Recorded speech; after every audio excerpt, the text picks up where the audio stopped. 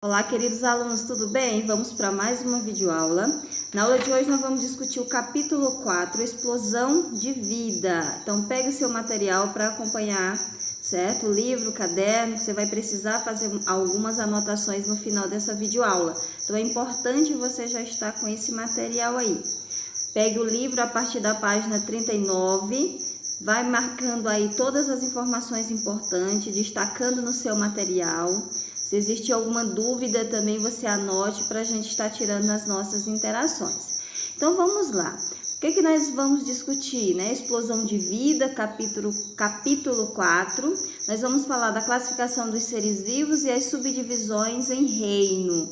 Nós sabemos que existe uma biodiversidade muito grande na nossa biosfera, no nosso planeta, não é isso? Hoje, sabe-se, tem descrito aproximadamente, na verdade, mais de 1,7 milhão, chega aí a aproximadamente 2 milhões de espécies, né?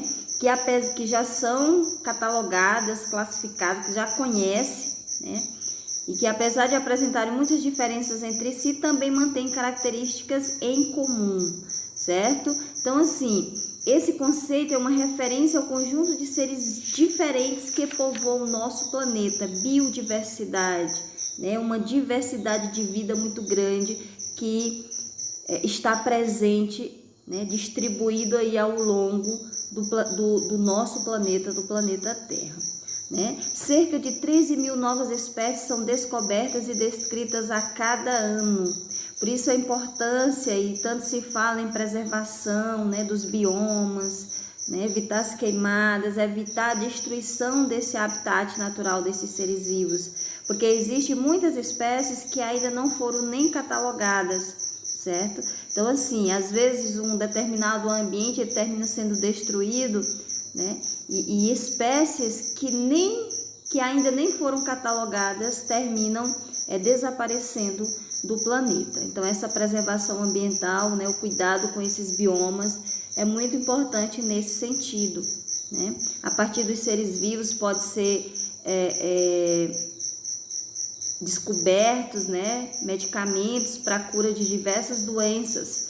Então, é muito importante esse cuidado e essa preservação. Né? Ainda existem muitas formas de seres vivos a serem encontrados, identificadas e catalogadas em registros biológicos, como eu já falei, né?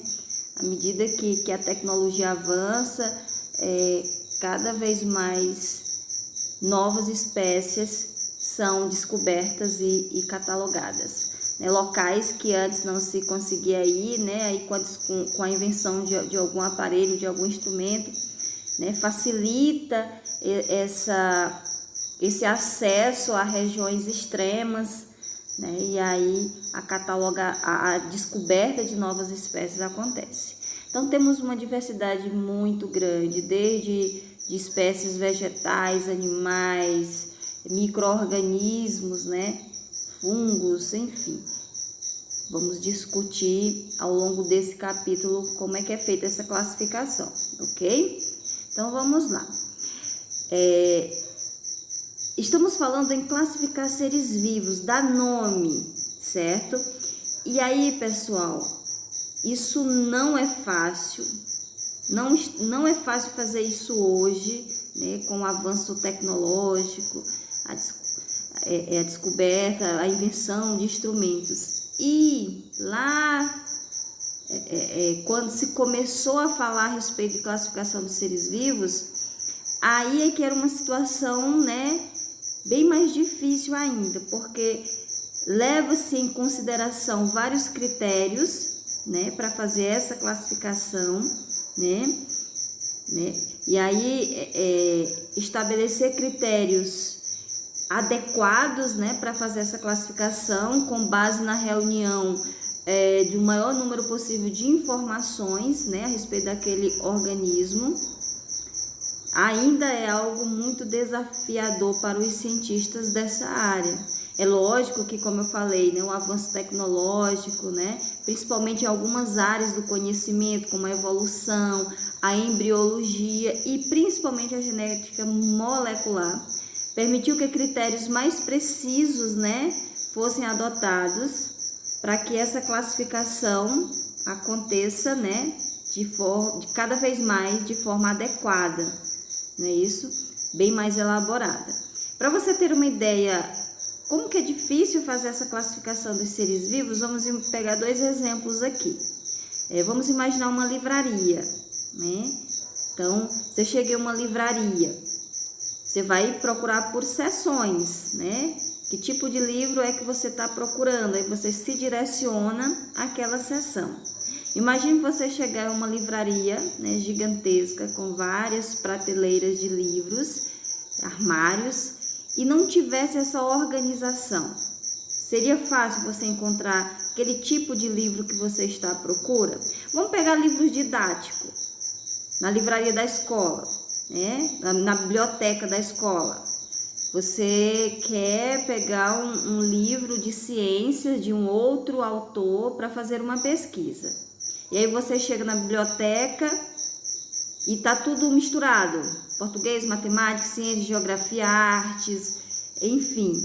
Então perceba que é muito difícil você encontrar, vai ser bem mais difícil você encontrar o livro que você está procurando daquela disciplina específica, né, de ciências.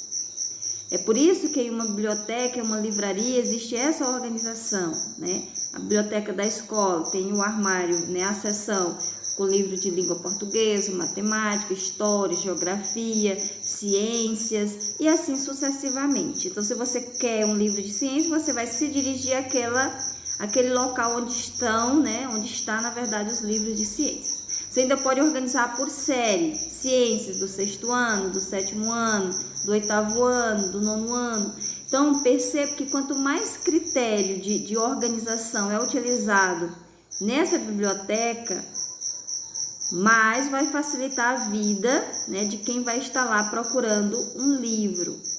Mesma coisa funciona em um supermercado, você vai fazer compras. Já pensou se não fosse organizado por seções? Não seria complicado? Então, às vezes você vai ao supermercado comprar produtos de higiene, só produtos de higiene. Então, existe uma seção específica e aí você se direciona a ela e facilita o seu trabalho. Então, no supermercado também é utilizado vários critérios para estar organizando os produtos para facilitar a vida do visitante, no caso do cliente. Então, para classificar os seres vivos, também são utilizados inúmeros critérios. E aí, esses seres vivos, eles são organizados em grupos, né? Que são grupos maiores, que vão afunilando até chegar no indivíduo, né? Na espécie. Mas aí, vamos imaginar aqui um critério, né? Classificar os seres vivos que voam. Vamos usar um critério só. Aí você pode botar o quê? Uma borboleta, um pássaro, um morcego. Perceba que só esse critério ele é muito abrangente, porque nós temos que a borboleta é um inseto, o pássaro é uma ave e o morcego é um mamífero. Então perceba que são seres vivos que pertencem a grupos diferentes. Então, por isso que para classificar de forma cada vez mais precisa, né, é necessário utilizar vários critérios, não só morfológico, não só aquilo que você está vendo, a forma, né, mas características fisiológicas e principalmente características genéticas, né? Vou pegar um exemplo, você pega uma melancia, um melão e um pepino. E aí você vai fazer um paralelo, só olhando, né? Fazendo uma observação da forma, uma observação morfológica. Quem que você vai colocar como... Quem é mais próximo de quem? É a melancia do melão ou a melancia do pepino ou o melão do pepino? Você tende a achar que a melancia e o melão, né? Eles são mais próximos geneticamente falando, porque o formato é igual, né? Eles são mais parecidos. E aí é onde a gente se engana. Então, por isso é necessário ter critérios cada vez mais precisos, né? Para fazer uma classificação cada vez mais exata, né? Mais correta. tá bom? Então, nós vamos conhecer a partir de agora alguns grupos no qual os seres vivos, né, eles são colocados, levando em consideração vários critérios, tá bom? Em 1969, foi proposto uma classificação, não é isso, por Robert, no qual os seres vivos eles estão distribuídos em 5 grandes grupos chamados de reinos, né? São eles: Monera, Protista, Fungi, Plantae e Animalia. Isso valeu por muito tempo, né? Mas recentemente, né, houve uma alteração nessa distribuição. Em vez de 5 grandes reinos, na verdade nós vamos ter 6 grandes reinos. Todos os seres vivos que existem vai estar distribuído em 6 grandes grupos maiores, certo? E essa mudança ela aconteceu principalmente por analisar o material genético dos seres vivos, né? O parentesco, levando em consideração as moléculas de DNA e RNA, que a gente estudou no capítulo anterior, é isso? E então, além de todos os critérios utilizados, né, analisou-se também a estrutura do DNA para fazer essa classificação bem mais precisa, né? E além de ser 6 grandes reinos, estabeleceu também uma categoria nova, superior aos reinos, chamada de domínio. Mas vocês vão conseguir visualizar tudo isso que eu estou falando nessa imagem, tá? Então, vamos aqui, ó. Estamos falando de classificação dos seres vivos. Os seres vivos, eles são agrupados em grupos, né? E aí, nós vamos ter 3 domínios, são os grupos maiores, tá? Quais são eles? Bactéria, árquea e eucária. Isso que eu circulei de azul são os 3 grandes domínios. Todos os seres vivos que existem estão classificados dentro desses domínios, tá? E aí nós vamos ter também, pessoal, os 6 grandes reinos, não é isso? Quais são eles? Bactéria, que nesse reino vai estar as bactérias e cianobactérias, árquea, né, que vai estar as árqueas, e aí nós temos o tracinho ficou aqui, mas nós vamos ter os protistas, fungos, plantas e animais, tá? Então, por isso 6 grandes reinos: bactéria, árquea, protista, fungi, plantae, que são das plantas, e o reino animal. 6 grandes reinos, tá? Mas nós vamos ver as características principais de cada um agora. Então, vamos lá.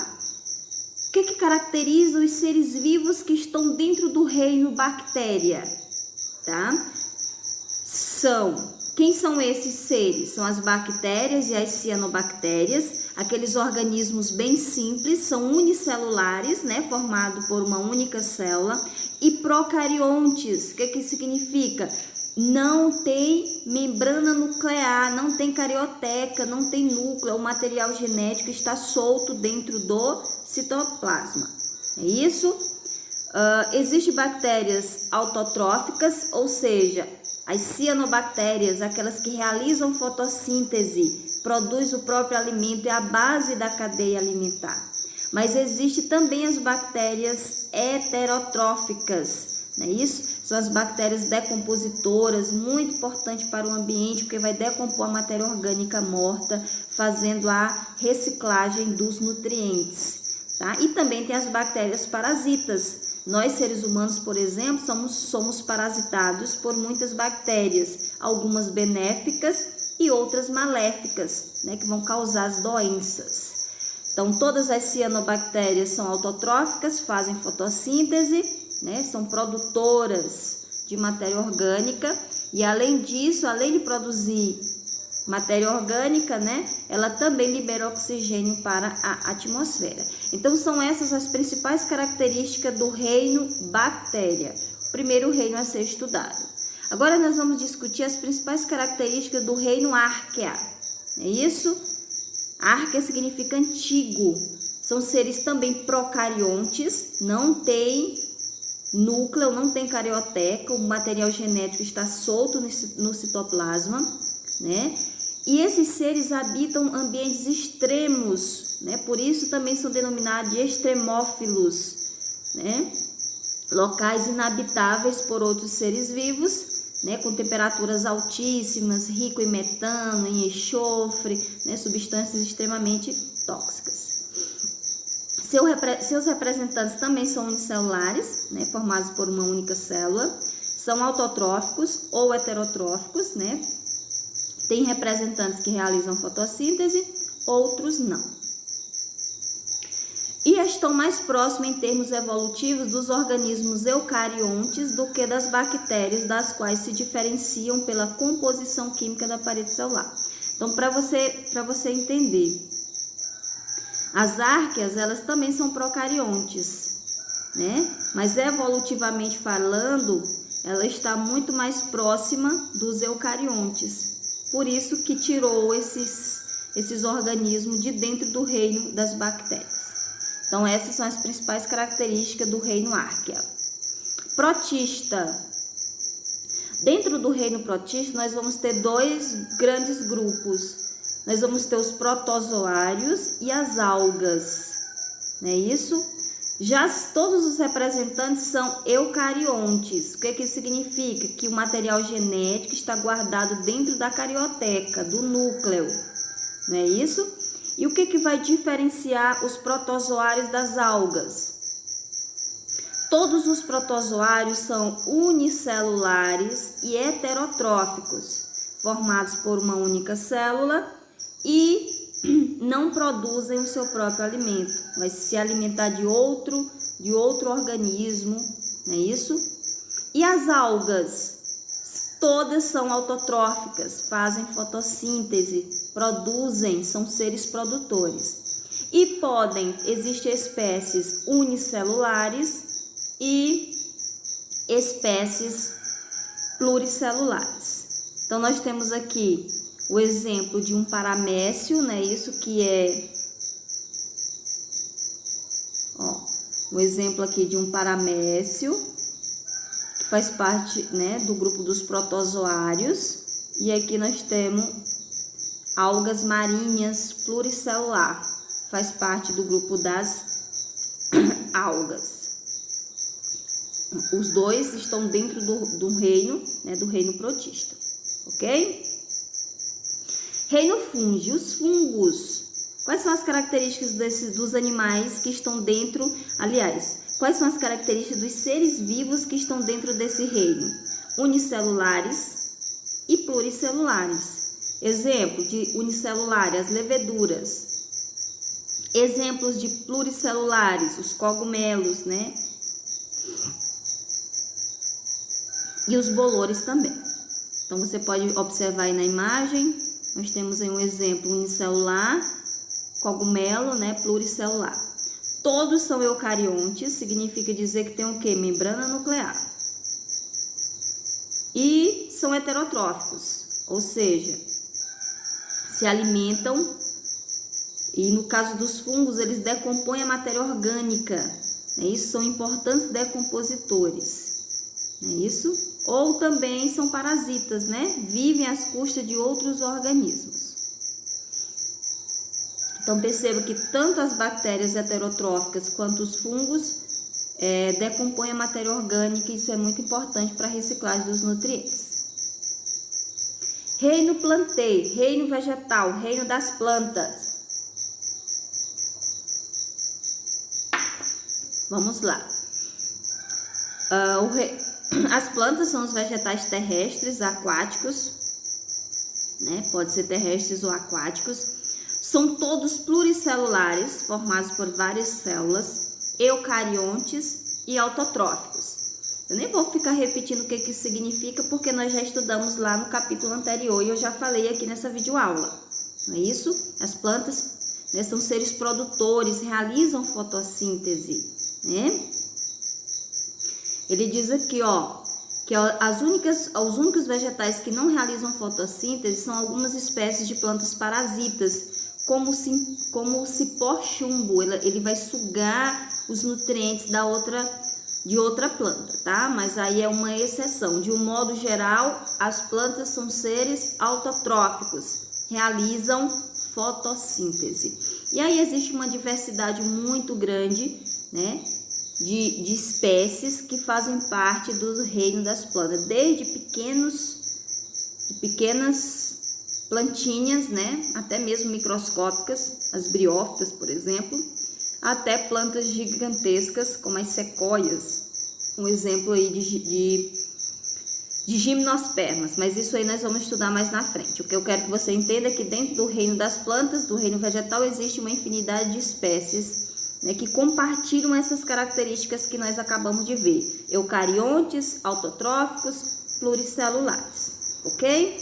E para finalizar, reino animal, não é isso? São todos pluricelulares, formados por várias células. Eu até citei o exemplo, né, de nós seres humanos, que apresentamos aproximadamente 65 trilhões de células no nosso corpo. São eucariontes, né? Tem membrana nuclear, o material genético está guardado dentro do núcleo. E são heterotróficos, ou seja, alimentam-se, depende de outros seres, alimentam-se de outros seres, né? Animal, vegetal ou ambos. E é um grupo extremamente diversificado, né?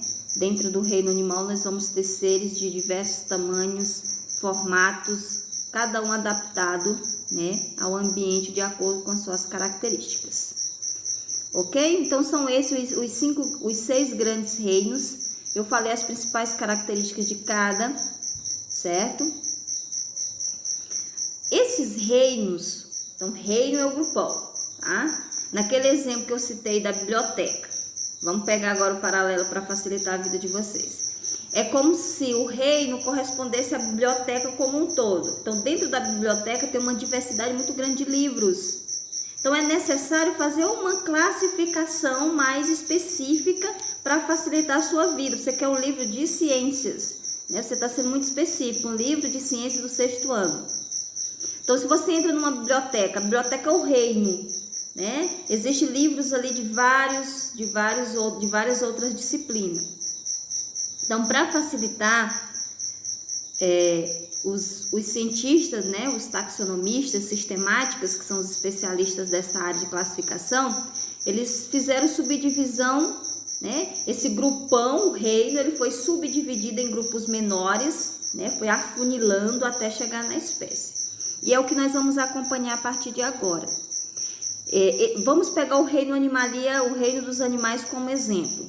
Nós temos aqui uma infinidade de animais, né? Isso desde invertebrados, animais aquáticos, animais terrestres, animais herbívoros, né? Que só se alimentam de plantas, animais carnívoros, enfim, nós temos aqui uma diversidade de seres vivos que pertencem ao reino animal.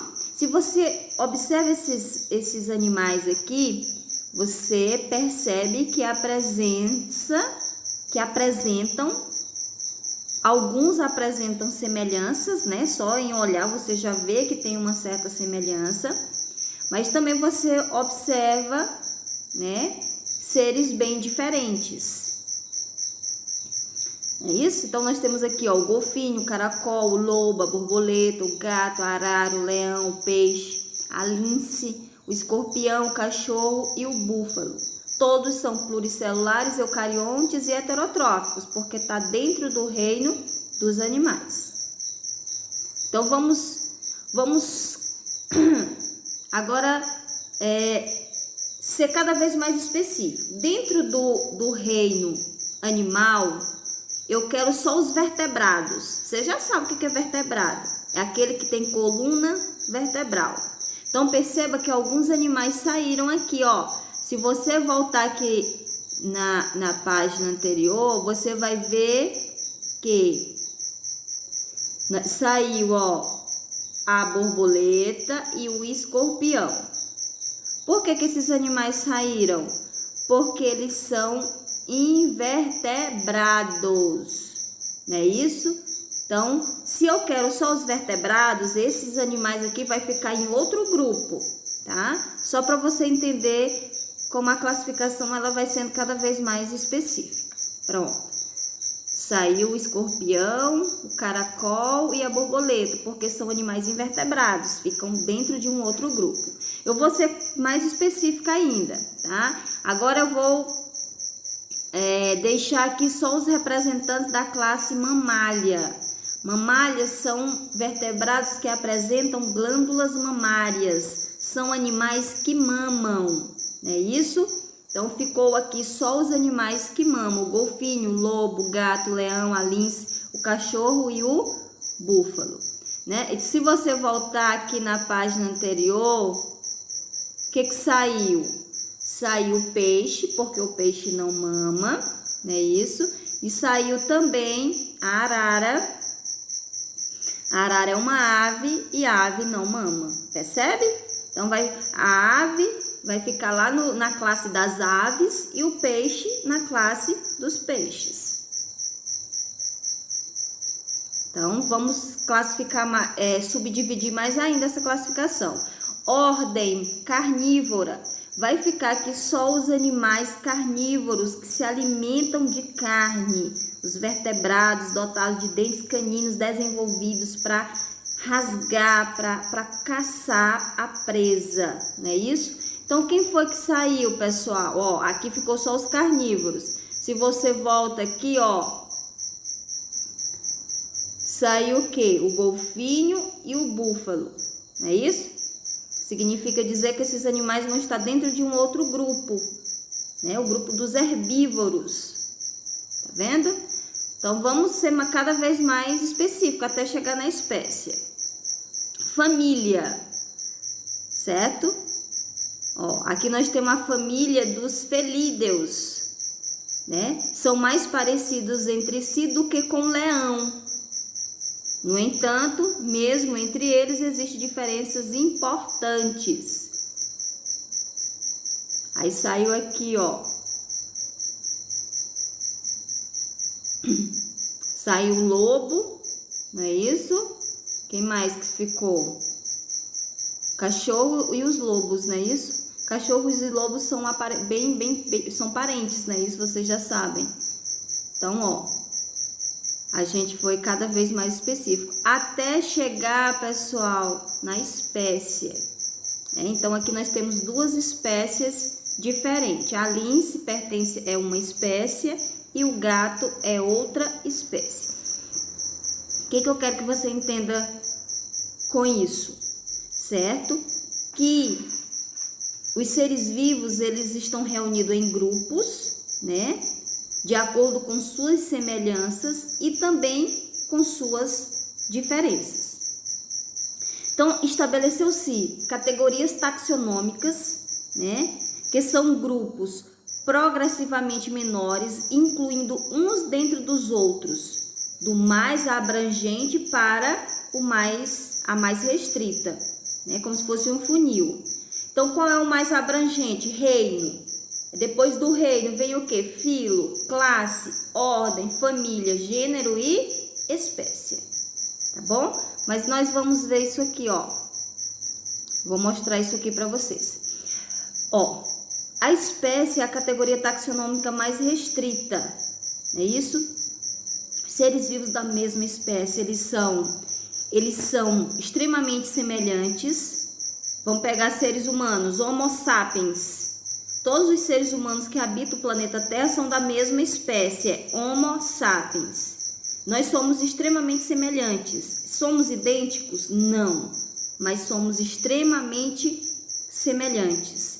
Não é isso? Fisicamente, né?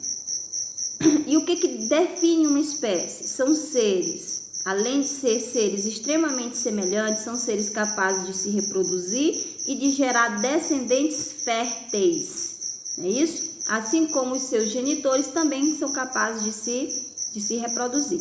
É isso que define uma espécie, Homo sapiens, tá? É a espécie, é o nome científico do ser humano, né? E cada espécie que existe do que eu falei lá no início, aproximadamente 2 milhões de espécies, cada uma tem o seu nome científico, tá?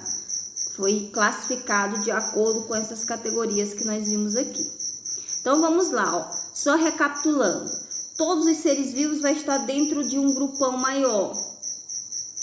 Não é isso? Aí são 6 reinos, né? Todos os seres vivos vão estar dentro desses 6 reinos. Aí em cada reino vai existir as subdivisões, né? Depois do reino vem o quê? O filo, depois classe, depois ordem, depois família, gênero e espécie. O que eu quero que você entenda? Que quanto mais próximo de espécie, maior é o quê? Mais semelhante não é isso? Eles são mais semelhantes, maior como é que eu posso explicar para vocês? Mais características, né, são compartilhadas, digamos assim. Quanto mais distante, por exemplo, no reino, lembra da imagem que eu botei lá no início? No reino tem uma borboleta, eu estou falando do reino animal, tem uma borboleta e um leão, que são seres extremamente diferentes, né? Então, a partir do momento que eu me aproximo de espécie, são seres muito parecidos. É isso? Lá no final ficou o quê? Lince e o gato, né? Poderia ser, por exemplo, a onça e o tigre, tá? Só para você entender. Quanto mais próximo de espécie, mais semelhante esses seres são, né? Quanto mais a gente se aproxima do reino, mais amplo é essa classificação. Ok, pessoal? Tá?